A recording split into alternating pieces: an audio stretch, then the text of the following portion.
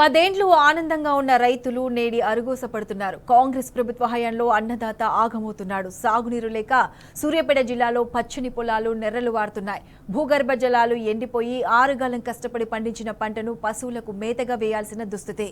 పెన్పహాడ్ మండలం గూడెప్పుకుంట తండాకు చెందిన రవీంద్ర నాయక్ అనే రైతు 38 గుంటల భూమిలో 6 బోర్లు వేశాడు. కానీ భూగర్భ జలాలు ఎండి ఒక్క చుక్కైనా నీరు పడలేదని ఆవేదన వ్యక్తం చేశాడు.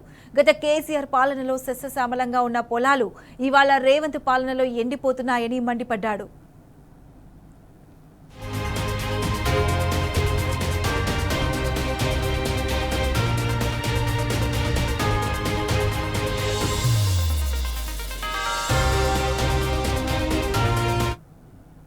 గత 10 సంవత్సరాలు సస్యశ్యామలంగా కాళేశ్వరం జలాల వల్ల పంట వేసి కూరగాయలు వేసి మా 2 పిల్లలను హైదరాబాద్లో చదివిస్తున్నాను.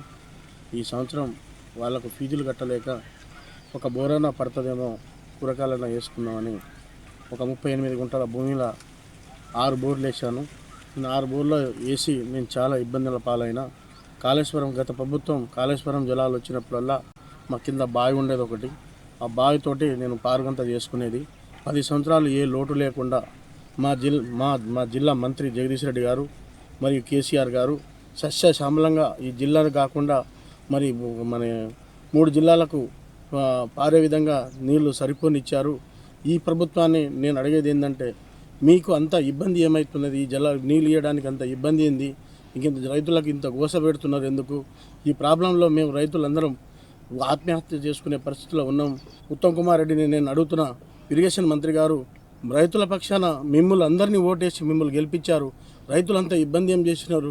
రైతుల కాళేశ్వరం నీళ్లను తోడడానికి మీకు అంత ఇబ్బంది ఏముంది? అక్కడ నుంచి కేసీఆర్ ఉన్నప్పుడు పంపలేదా నీళ్ళు?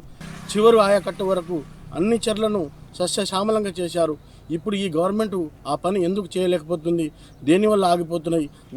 వచ్చే సాగుకైనా నీళ్ళు ఇవ్వకపోతే రైతులందరూ ఆత్మహత్య చేసుకొని చచ్చిపోయే పరిస్థితుల్లో ఉన్నారు.